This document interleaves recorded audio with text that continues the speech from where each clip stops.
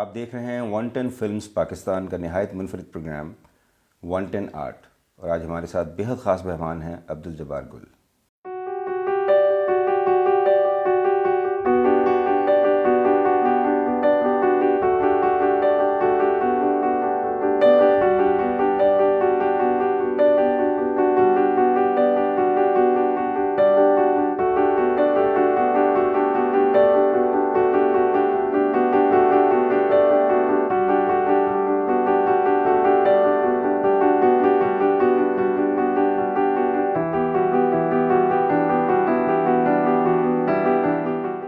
السلام علیکم جبار صاحب، thank you very much 110 films Pakistan کے پروگرام میں آنے کے لیے۔ وعلیکم السلام، اور بہت شکریہ مجھے انوائٹ کرنے کا۔ I am really grateful of 110 films کہ مجھے یہ اپارچونیٹی دی۔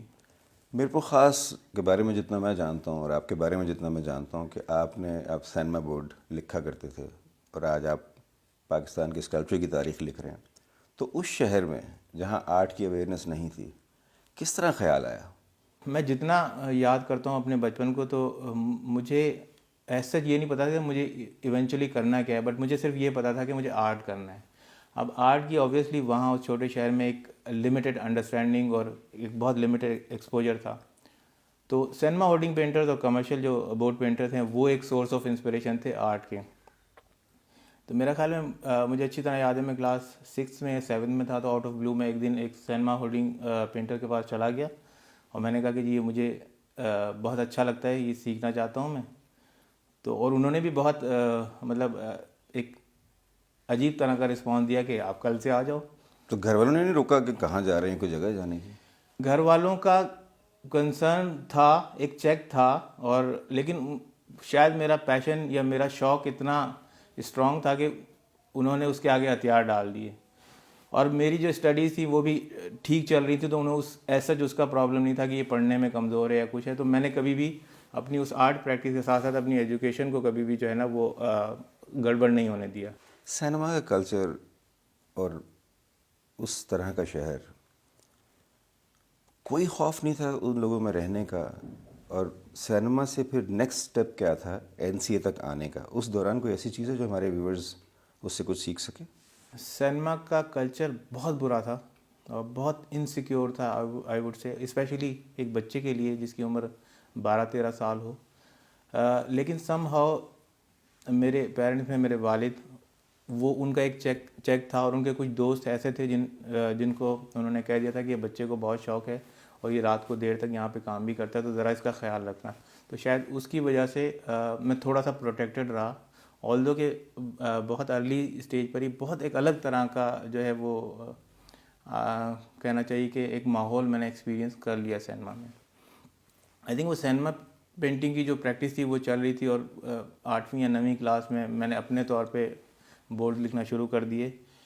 پھر سم ہاؤ میری ملاقات آپ سے ہوئی جو آج RM نعیم ہے، تو ہم نے مل کے کچھ چیزیں شروع کی۔ آپ اس وقت جمیل استاد کی دکان پہ کام کرتے تھے، تو میں نے بھی آپ کو جوائن کیا، پھر ہم دونوں نے۔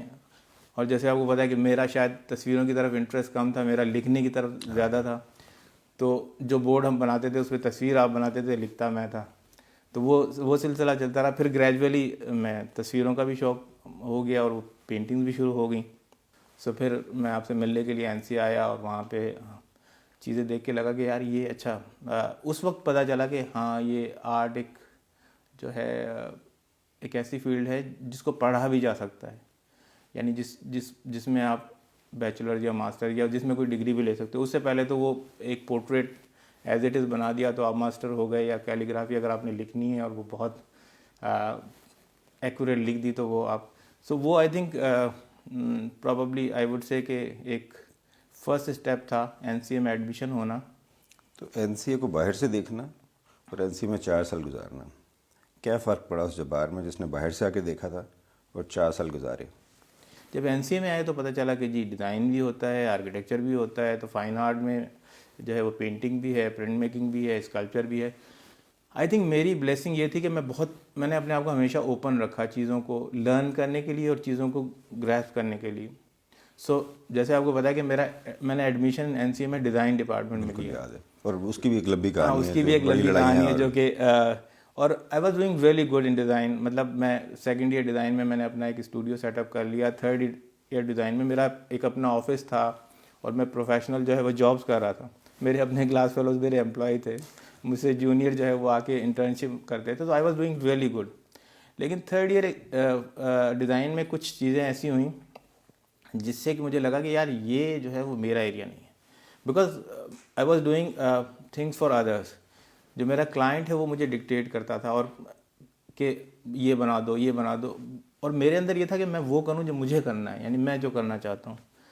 سو تھرڈ ایئر ڈیزائن کمپلیٹ ہوتے ہی میں نے ڈیسائیڈ کیا کہ یہ راستہ وہ نہیں ہے جس پہ مجھے چلنا ہے. سو آئی سوئچ ٹو فائن آرٹس.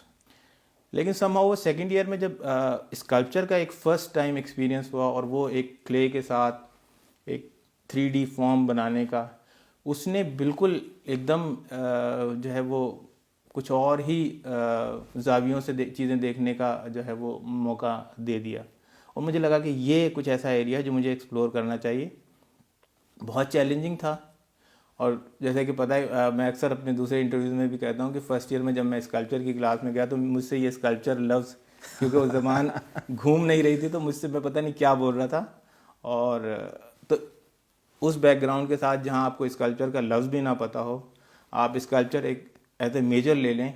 اور جب میں نے وہ میجر لیا تو بہت ڈسکریجمنٹ کہ اس میں کیا کرو گے, اس کا کیا ایکسپوجر ہے, اس ملک میں تو اس کا کوئی اسکوپ نہیں ہے.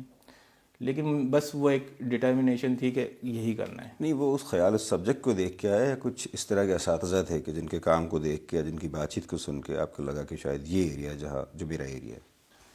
میں ایک دو ٹیچرز کا نام, آصف صاحب کے کچھ کمیشن پروجیکٹ سے, خلیل چشتی ہوتے تھے وہ کچھ کر رہے تھے, لیکن شاید وہ بیسک فیسینیشن وہیں سے ہوئی ہوگی. But probably within myself اس کی پرسنٹیج زیادہ تھی کہ مجھے یہ کرنا ہے. اسکلپچر سے پاس کر لیا آپ نے, آپ کو لاہور میں شیلا سہگل جو لاہور گیلری جن کی ہے, انہوں نے آپ کو اسپیس آفر کیا, آپ کے پاس ایک اچھی اپرچونیٹی تھی اپنے آپ کو اسٹیبلش کرنے کے لیے. پھر کیوں خیال آیا کہ لاہور چھوڑ کے کراچی جایا جائے؟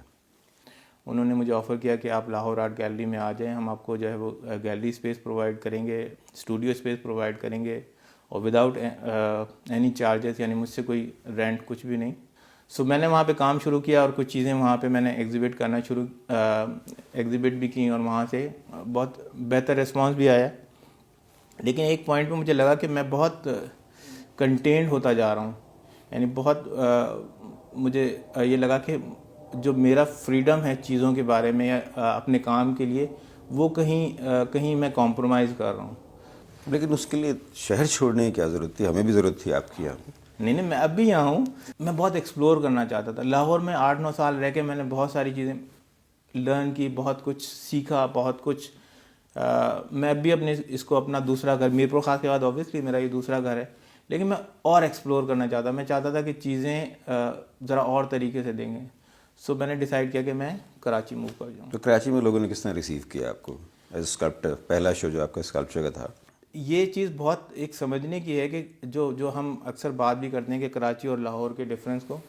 لاہور میں سم ہاؤ آپ کتنے بھی بڑے ہو جائیں, آپ کسی بینر کے انڈر رہتے ہو, یعنی استادوں کا شہر ہے, یہ تو ان سے چھوٹے ہی رہیں گے. ہاں, آپ ہمیشہ چھوٹے رہتے ہو. کراچی کا ایڈوانٹیج یہ ہے کہ آپ, جب میں گیا ہوں نا تو میں بس عبدالجبار گل ہوں. میں اس کو نیگیٹو یا پازیٹیو وے میں نہیں کہہ رہا, میں اس کو صرف یہ کہہ رہا ہوں کہ جو کچھ میں تھا مجھے ایز این آرٹسٹ لیا گیا. میں نے ایفرٹ کی, اسٹرگل کی, محنت کی, کام کیا, کام ایگزیبٹ کیا, تو مجھے رسپانسز ملتے گئے. تو ایسا خیال نہیں آیا جتنی اس میں مزدوری انوالو ہے, حالانکہ آپ ان ٹولز سے بچپن سے اپنے فادر کی شاپ پہ کھیلتے آئے, کبھی خوف نہیں ہوا کہ اتنا مشکل کام جو آس پاس لوگ نہیں کر رہے ہیں, کیا اس میں فیوچر دیکھ رہے تھے آپ سروائیو کر سکیں گے, کیا ہوگا میرا فیوچر؟ ایسا کیوں فیئر؟ کیونکہ آج بہت سارے بچے جو ہے وہ اس ڈر سے نکل جاتے ہیں, کیونکہ اس میں ایک فزیکل لیبر بھی انوالو ہے, انٹلیکچوئل لیبر بھی, پھر اسکوپ بھی اس طرح کا نہیں جس طرح پینٹرز کو جنرلی یہاں پہ لیا جاتا ہے. تو کوئی ایسا فیئر کہیں بیچ میں آیا؟ اس وقت بھی مجھے یہ پتہ تھا کہ اسکوپ ایسا کوئی چیز نہیں ہے, اسکوپ آپ بناتے ہو. اور میں اب بھی اپنے اسٹوڈنٹس کو کہتا ہوں کہ اگر آپ کسی چیز میں ایکسل کرتے ہو تو اسکوپ بنتا ہے, اور اگر آپ ایکسل نہیں کرتے, آپ میڈیوکر رہتے ہو, تو کسی بھی چیز کا اسکوپ نہیں ہے. سو اسکلپچر جب ایک پیشن کے طور پہ اور ایک اس طریقے سے کہ یہی کرنا ہے, تو پھر کشتیاں جلا دیں. پھر وہ ٹائم بھی آیا جب ऑब्वियसली रिसोर्सेज नहीं थे, फाइनेंशियल वो भी थे, लेकिन गिव अप नहीं करना। और मैं ये भी कहता हूँ कि वो जो स्ट्रगल का पीरियड है, चाहे वो 2 साल हो, चाहे वो 5 साल हो, चाहे वो 10 साल हो, वो अगर आप सस्टेन कर गए ना तो फिर तो आप कागज़ पे लकीर भी लगा दें तो लोग उसके भी पैसे देने को तैयार होते हैं। बड़ी इंटरेस्टिंग बात बताऊँ कि थीसिस में जब यहाँ पे मेरा कुछ काम बिका तो मेरे पास कोई 60-65 हज़ार रुपये आए। बड़ी रकम थी सर। हाँ, उस वक्त वो बड़ी रकम थी। तो जनरली जो दूसरे मेरे साथ थे, कोई जो है वो पैंट्स खरीद लाया, कोई शर्टें खरीद लाया और शॉपिंग करके लेविश किस्म की जो चीज़ें लेकर आए। यू वोंट बिलीव कि मैं सेकंड डे यहाँ पे वो शालमी मार्केट है या कौन सी मार्केट में, वहाँ गया और मैंने 30,000 रुपये के वहाँ से चैन सॉ, कटर और चिजल्स और ये वो ख़रीदे, और बकाया 20-25 हज़ार की मैं जाके एक लकड़ी की टाल पे, एक पठान की टाल थी, मैं वहाँ से वुड ख़रीद के लाया। सो 60 में से 50 या 55 हज़ार मैंने टूल्स और मटीरियल पे लगा दिए 4। अच्छा, अब मैं जब रिकॉल करता हूँ वो मेरा एक्शन क्या था, बेसिकली वो एक्शन ये था कि I am here to stay, मुझे काम करना है। सो आई थिंक आज जो कुछ भी है वो उस 50,000 की इन्वेस्टमेंट का, ये फॉर्मूला सबको बताएं ताकि लोग मल्टीप्लाई करना सीखें। मैं बिल्कुल ये बता रहा हूँ कि वो ये ऑनेस्टली स्पीकिंग कि फिर थीसिस का एक काम बिका तो एक छोटी सी गाड़ी लेना, फिर वो कुछ जो वुड कार्विंग यहाँ सेल हुई, फिर मैं वो सारा जब कराची मूव हुआ तो मैं सारा वो कराची ले गया, कराची में जो इनकम्प्लीट पीसेस थे उनको फिनिश किया। सो वो जो 40-50 हज़ार की या 60 हज़ार की इन्वेस्टमेंट थी, आज जो कुछ भी है उसी के पाकिस्तान में इस्टेब्लिश कर लिया, दुनिया घूम ली, बहुत सारी रेजिडेंसीज में भी आप गए हैं। फिर जो मुझे आपका बड़ा रिमार्केबल प्रोजेक्ट याद है वो कोरिया का था, जो किसी स्कल्पचर गार्डन के लिए किया था आपने, मेरे ख्याल है। काफ़ी हम जानना चाहेंगे कि वो क्या एक्सपीरियंस था और उसको किस तरह कंपेयर करते हैं जो यहाँ आप आर्ट करते हैं और वहाँ कहाँ पजीराई किस तरह से हो रही है। फॉरेन ऑफिस से मुझे एक दिन कॉल आई कि आपको साउथ कोरिया से एक इनविटेशन आया हुआ है और वहाँ पे एक स्टोन स्कल्पचर सिम्पोजियम है, तो उसमें आपको पार्टिसिपेट करना है। सो मैंने ना वहाँ अप्लाई किया था, ना मुझे कोई एज सच पता था। मेरे लिए बहुत एक्साइटमेंट थी कि मुझे जाना चाहिए। और उसकी मैं ज़रा सी ब्रीफ आपको बताऊं कि वो एक प्राइवेट वेंचर है और जो बंदा वो कर रहा है उसकी अपने माउंटेन्स और वो सारा उसका रॉक्स का और स्टोन का बिजनेस है। सो आज से 20-25 साल पहले उसको किसी ने शायद किसी पॉइंट पे एडवाइस किया कि ये जो आपका जो बिज़नेस है इसको किसी और तरह से देखो, लोगों को बुलाओ यहाँ पे और स्कल्पचर्स को बुलाओ और उनको ये मटेरियल और टूल प्रोवाइड करो और उनसे स्कल्पचर्स बनवाओ। तो उसे वो शायद वो आइडिया समझ आ गया और उसने फिर लोगों को बुलाना शुरू किया और वहाँ पे सो अब वो जो बोरियोंग सिटी में उसके पास more then I would say 500-600 artist के ह्यूज साइजेस के स्कल्पचर्स हैं। वो एक टूरिस्ट स्पॉट बन चुका है, लोग वहाँ पे टिकट लेकर जाते हैं और अंदर जाकर चीज़ें देखते हैं। सो इसको बताने का मतलब ये है कि अगर किसी के पास रिसोर्सेज हैं और वो ज़रा सा इंटेलिजेंटली उन रिसोर्सेज को यूज़ करे तो काया पलट जाती है जगहों की, चीज़ों की। कोई ऐसी एप्रिसिएशन जो हमने ना की और उन्होंने कर दी हो? यहाँ पे भी तो लोगों ने बड़ा सराहा है आपको। यार एक कॉम्प्लीमेंट जो अभी मैं याद करता हूँ तो मेरे गूज़बम्प्स आ जाते हैं। वो ये हुआ कि जब वो फाइनल मैंने डिस्प्ले कर दिया, जब हमने वो इंस्टॉल कर दिया वो फिगर्स जाके, सो मेरा होस्ट जो है वो मेरे पास आया और आके उसने मुझे कंधे पर ऐसे थपकी दे के कहा, ज़रा अंग्रेज़ी वीक होती है तो जो एग्जैक्टली उसके लफ्ज़ थे वो मैं आपको बताता हूँ क्योंकि मुझे याद है। तो उसने मुझे ऐसे थम दिखा के कहा, Jabbar well done, 10,000 year man come will see your sculpture. अच्छा, मुझे एक सेकंड के लिए तो समझ नहीं आया कि क्या कह रहा है। Then I realise, oh my God, वो ये सोच रहा है कि ये फॉर्म, ये स्टोन में ये हो सकता है 10,000 5,000 साल तक सस्टेन। शायद उस मटेरियल की एज इस तरह की जो हमारे यहाँ फैसिलिटी नहीं प्रोवाइड होती। हालांकि कोऑपरेट सेक्टर यहाँ पे भी अगर वो भी सोचें, इस तरह की एजेंसीज जो कंपनी काम कर रही हैं, अगर उनका ये विजन हो तो हम पाकिस्तान में टूरिस्ट भी ट्रैक कर सकते हैं और इंटेलेक्चुअल्स को हम बहुत सिक्योर कर सकते हैं। वही मैं कह रहा हूँ कि वो एक जिनके पास रिसोर्सेज हैं जो उस चीज़ को कर सकते। अब क्या हमारे यहाँ पे स्टोन के बिजनेस करने वाले नहीं हैं? डेफिनेटली हैं। क्या वो सारे, अब जो उसका वर्कशॉप था उसमें वो सारे टूल्स यहाँ हमारे पास हैं, लेकिन वो विजन नहीं है, वो अंडरस्टैंडिंग नहीं है। अगर वो विजन और वो अंडरस्टैंडिंग हो तो आप टूरिस्ट को क्या, आप मतलब आपका पूरा कल्चर, आपकी पूरी परसेप्शन, आपकी पूरी सोसाइटी चेंज हो सकती है। 10 साल आपने इंडस वैली स्कूल में पढ़ाया कराची में, اور جس ڈیڈیکیشن سے آپ کام کر رہے تھے، ڈیفینیٹلی اس طرح کے ٹیچرز کی ہر جگہ ضرورت ہوتی ہے. تو اس ادارے کا آپ پہ ایک حق تھا، آپ نے کیوں چھوڑنے کا فیصلہ کر لیا اسے؟ میں نے ایگزیکٹلی 98 سے لے کے 2008 تک انڈس ویلی میں پڑھایا، اور میں دونوں اپنی پروفیشنل پریکٹس اور اپنی ٹیچنگ کو بہت ساتھ لے کے چل رہا تھا، اور ریگولرلی ایگزیبیشنز وغیرہ کر رہا تھا. لیکن ایک پوائنٹ پہ مجھے لگا کہ either I should become a full time teacher یا فل ٹائم پریکٹسنگ آرٹسٹ. اچھا، اب شاید اگر میں کچھ اور کر رہا ہوتا تو شاید میں مینیج کر لیتا، لیکن سم ہاؤ اسکلپچر ایک بہت زیادہ ڈیمانڈنگ ہے، آپ کو اس میں ٹائم ذرا زیادہ دینا پڑتا ہے. تو اب شاید میں دنیا کی ہر چیز پہ کمپرومائز کر لیتا، لیکن اپنی جو آرٹ پریکٹس ہے اس پہ کمپرومائز نہیں کر سکتا تھا. تو پھر میں نے یہی ڈیسائیڈ کیا کہ مجھے ٹیچنگ کوئٹ کر دینی چاہیے، اور مجھے اپنی جو ہے وہ اسٹوڈیو پریکٹس کرتے رہنا چاہیے. وہی بات ہے کہ اسکلپچر سے کھانا کمانا بہت مشکل تھا کسی ٹائم پہ، لیکن آج جو کچھ بھی ہے وہ اسکلپچر کی وجہ سے. آپ کی ایک سیریز ونگڈ تھاٹس، یہی لفظ ہے if I'm correct. انٹلیکچولی اس کام کو کس طرح دیکھتے ہیں، جو باہر دنیا میں جس طرح کا کام ہو رہا ہے اور اپنے کام کو کس طرح پلیس کرتے ہیں، کنیکٹ کس طرح کرتے ہیں دونوں چیزوں کو؟ یار اس میں یہ ہے کہ میرا پرسنلی یہ بلیو ہے کہ ہم سب دو دنیاؤں میں رہتے ہیں، ایک ہے فزیکل ورلڈ اور ایک ہے اسپریچول ورلڈ. تو some time as an artist آپ انسپائر ہوتے ہو جو کچھ آپ کے ارد گرد فزیکل ورلڈ میں ہو رہا ہے، اور سم ٹائم آپ انسپائر ہوتے ہو کہ جو آپ کی ود ان یور سیلف ہو رہا ہوتا ہے. But most of the time میرے کام میں جو میری ایک اسپریچول ایکسپیرینسز کہہ لیں اس کو، یا جو میرے اپنے پرسنل تھاٹس ہیں ان کا ایکسپریشن ہوتا ہے. سو یہ سیریز میں نے کوئی انٹینشنلی ڈیولپ نہیں کی، مطلب اکیڈمک کام میں جب کر رہا تھا تو اس میں بھی مجھے مزہ آتا تھا، اور اس میں بھی میں کوشش کرتا تھا کہ کچھ چیزوں کو انڈائریکٹلی دیکھنے کی، سمجھنے کی کوشش کروں. سمپلیفیکیشن کی طرف نیچرلی چیزیں گئیں، تو وہ ایک آرڈنری سول والی سیریز ڈیولپ ہوئی جس میں وہ ووڈ کارونگز، وہ پھر وہ سمپلیفائڈ ہوتے ہوتے وہ بہت ایک منیملسٹک سی فارم میں کنورٹ ہو گئی. تو اس وقت آئی تھنک 2004-05 تک میرا مین فوکس ووڈ میں تھا.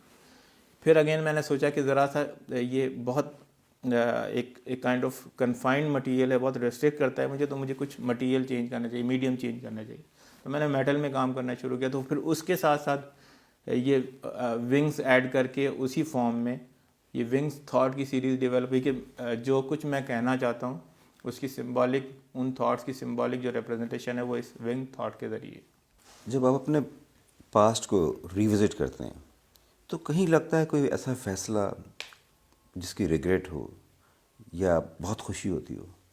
شاید جو مجھے لگتا ہے کہ جو سب سے بڑی بلیسنگ ہے مجھ پر، وہ یہ ہے کہ کوئی ریگریٹ نہیں ہے. اور ریگریٹ آئی تھنک اس وقت ہوتی ہے جب آپ انٹینشنلی کسی ایک کو یا بہت ساروں کو نقصان پہنچانے یا تکلیف دینے کی کوشش کرتے ہیں. ان انٹینشنلی تو ہو ہی جاتا ہے نا کہ آپ سے کوئی ناراض بھی ہو جاتا ہے، اور آپ، لیکن انٹینشنلی اگر آپ نے کسی کو تکلیف نہ پہنچائی اور کسی کو نقصان نہ پہنچایا ہو تو پھر ریگریٹ نہیں ہوتی. سو آئی فیل بلیسڈ کہ میں جتنا بھی یاد کرتا ہوں، جتنی بھی میری یاد، ایسا کوئی نہیں، میں نے کبھی لوگوں کی ٹانگ کھینچ کے ان کو نیچے کرنے کی کوشش نہیں کی. اور میرا یہ بلیو ہے، اور میں یہ کرتا ہوں کہ میں اپنی ساری انرجی اپنے آپ کو اپلفٹ کرنے میں لگاتا ہوں. یعنی اپنی سوچ کو بہتر کرنا، اپنے کام کو بہتر کرنا، ایز اے پرسن اپنے آپ کو ایوالو کرنا، ڈیولپ کرنا. تو ہم تو یہی سنتے ہیں کہ آرٹ لوگوں کی زندگیاں اپلفٹ کرتا ہے. تو آپ کو لگتا ہے کہ وہ کوئی کسی قوم کو گرا بھی سکتا ہے، کسی کو نقصان بھی پہنچا سکتا ہے آرٹ، جو ایک لوکل مارکیٹ میں ہو رہا ہے اور انٹرنیشنل مارکیٹ میں؟ ان کی کچھ سوچ میں فرق ہے یا ایسے ہی جیسے ہم سمجھتے ہیں؟ آرٹ کا آبویسلی بہت بہت میجر رول ہے. آپ کا آرٹسٹ جس طرح سے سوچتا ہے، ٹھیک ہے، آپ کا انٹلیکٹ جس طرح سے سوچتا ہے، تو وہ ملٹیپلائی ہوتا ہے آپ کی سوسائٹی میں. میری سوچ اکیلے کی سوچ نہیں ہے، کیونکہ جب میں ایگزیبٹ کرتا ہوں، میں لوگوں سے بات کرتا ہوں، یا جیسے یہ انٹرویو ہو رہا ہے، سو میں کمیونیکیٹ کر رہا ہوں ماسے سے. اب مجھے نہیں پتا کہ یہ انٹرویو 2 لوگ دیکھیں گے، 10,000 دیکھیں گے، 10 لاکھ دیکھیں گے، 10 کروڑ دیکھیں گے. سو وہ بات پروپوگیٹ ہوتی ہے. اب اگر میں کسی ایجنڈا کو ایکسپریس کرنا چاہوں تو بھی میرے پاس یہ پلیٹ فارم ہے، میں اپنی بات کرنا چاہوں تو بھی یہ میرے پاس پلیٹ فارم ہے. پاکستان میں آج اسپیشلی آپ کے شہر کراچی میں، وہ آپ کا نہیں، میرا بھی اتنا ہی ہے، ہم سب کا ہے، لاہور میں بھی گیلریز ہیں. تو ان گیلریز کا رول کس طرح دیکھتے ہیں پروموشن کے حوالے سے، خاص طور پہ آرٹسٹ کی؟ دیکھیں اس میں کچھ عرصے پہلے بھی میں نے بات کی تھی، اس وقت شاید بہت بہتر حالات ہیں آرٹ کے حوالے سے اور آرٹ کی پروموشن کے حوالے سے.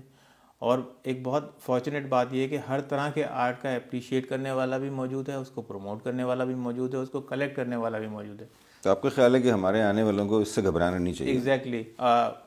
صرف یہ ہے کہ ڈٹرمنیشن, جیسے ہم بار بار بات کریں کہ بہت سے لوگوں کا خیال ہے اور شاید ہوگا بھی کہ اس کلچر میں آپ سروائیو نہیں کر سکتے, لیکن آج ایسے کارپوریٹ سیکٹر میں ایسے ادارے ہیں جنہوں نے اپنی پوری بلڈنگ میں اسکلپچرس لے کے ڈسپلے کیے ہوئے ہیں.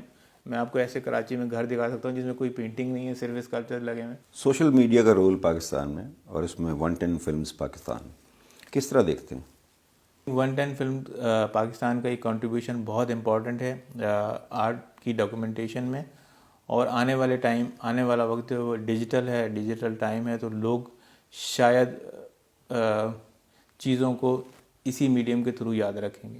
بہت شکریہ جبار صاحب, آپ نے ہمارے ناظرین کو وقت دیا کہ وہ آپ کے خیالات کے بارے میں جان سکیں, اور مجھے پوری امید ہے کہ بہت سارے لوگوں کو اسکلپچر آپٹ کرنے میں ایز میجر وہ ہمت کریں گے اور حوصلہ کریں گے. Thank you very much. Thank you very much.